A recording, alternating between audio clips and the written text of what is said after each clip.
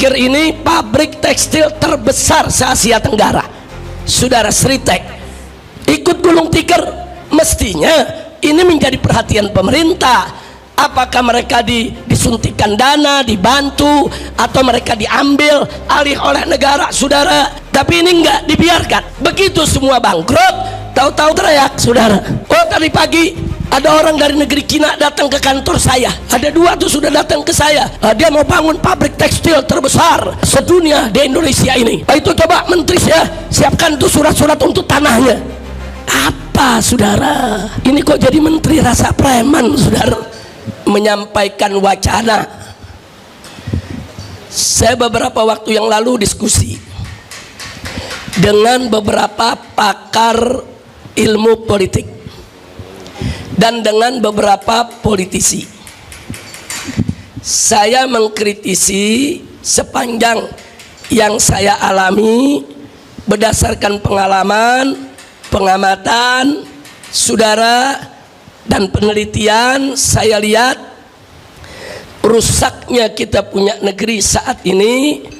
Kenapa sulit untuk diperbaiki? Karena kerusakannya dari sistem. Kalau sistem sudah rusak, akan sulit kita perbaiki.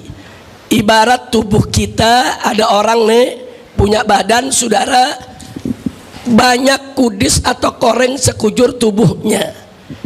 Kemudian berobat ke dokter. Begitu berobat ke dokter, ternyata ketahuan bahwa dia punya penyakit pada darahnya. Tapi kemudian si dokter itu ngobatin korengnya satu-satu. Koreng ini diobatin pakai salep, koreng ini diobatin pakai obat, saudara. Baik koreng yang di sini muncul di sini, baik di sini muncul di sana. Hanya dokter itu mengambil kesimpulan kepada pasien, kalau Anda mau sembuh, ya mesti cuci darah. Karena ini sumbernya di sana. Kalau Anda nggak mau cuci darah, hanya cuman mau diobatin satu persatu itu koreng, nggak bakal baik-baik. Baik yang di kaki muncul di tangan, baik di tangan muncul di badan, baik di badan muncul di muka.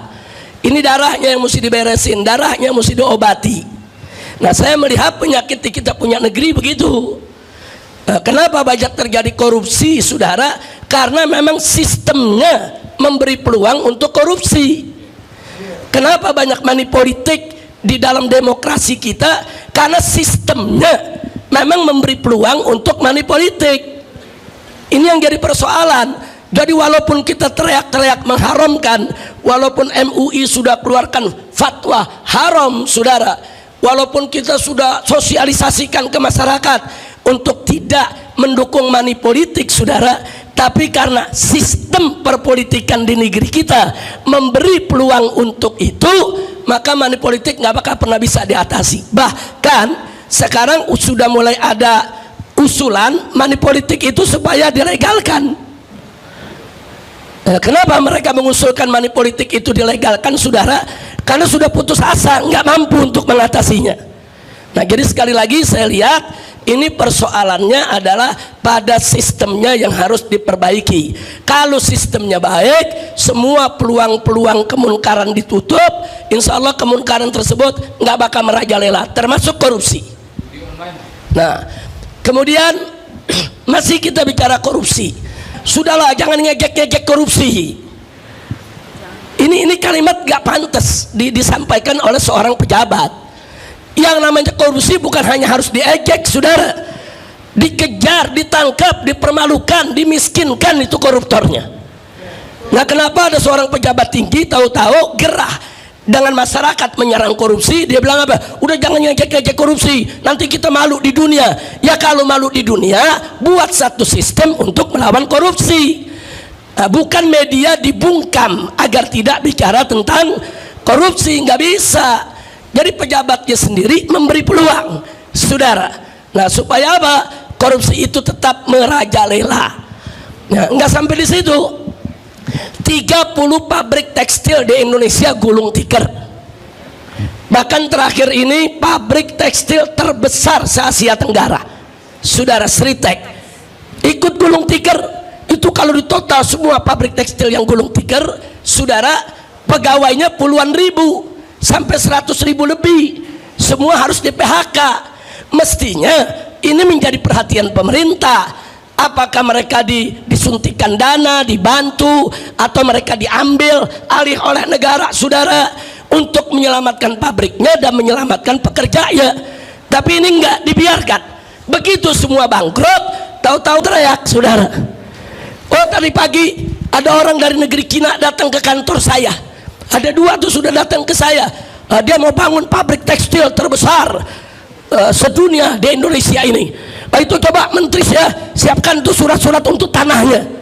Apa, saudara? Ini kok jadi menteri rasa preman, saudara? Ini apa macam ini kok negara diatur kayak warung kopi, saudara? Ngomong seenaknya, nggak ada sopan-sopannya. Jadi bukan seenaknya ngomong, tersebar kok, viral kok, saudara. Silakan lihat bagaimana gayanya bicara, saudara. Oh, tadi itu ada dari Cina, ada 2 tuh datang ke kantor saya. Dia mau bikin itu pabrik tekstil internasional terbesar di dunia. Nah, itu nanti kita siapkan aja tanahnya di sini.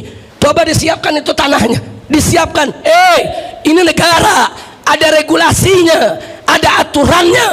Ini negara bukan punya bapak moyangmu. Nggak bisa dong ngatur negeri begitu, saudara. Dan saya masih heran orang semacam ini selalu diberikan kesempatan untuk mengatur negeri. Nah, jadi sekarang ini itu tadi saya katakan, saudara, ini yang rusak di negeri kita. Kenapa? Ada orang-orang model begini, saudara, karena aturannya memberi peluang untuk pejabat seperti itu, saudara. Jadi saya pikir terlalu panjang kalau kita mau bicara soal ini. Tapi nanti seperti yang Prof. Laila tadi ingatkan, insya Allah yang begini nanti akan kita kumpulkan.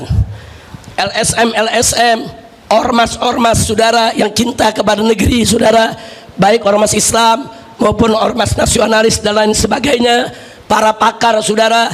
Ayo kita duduk bareng, ayo kita diskusi, ayo kita cari strategi bagaimana menyelamatkan NKRI.